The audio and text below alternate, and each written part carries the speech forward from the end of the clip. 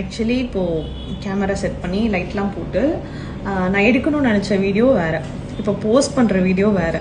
என்னென்னா ரொம்ப ரீசெண்டாக கொஞ்சம் டிப்ரெஷன் அதிகமாக இருக்குது. இந்த ரிங் வந்து இந்த ஃபிங்கரில் இந்த ரிங் இருந்தது. ஓகே பாருங்கள், அவ்வளோ பல்ஜ் ஆயிடுச்சு. எனக்கு வந்து ரொம்ப டிப்ரெஷன் ஹெவியாக இருந்தது, ஸ்ட்ரெஸ் இருந்ததுன்னா ஃபிங்கர்ஸ்லாம் பல்ஜ் ஆகிடும். இந்த பிரச்சனை எனக்கு மட்டும்தான் இருக்கா, உங்கள் யாருக்கும் இருக்கான்னு தெரியல. பட் கை ஃபுல்லாக பல்ஜ் ஆகிடும்.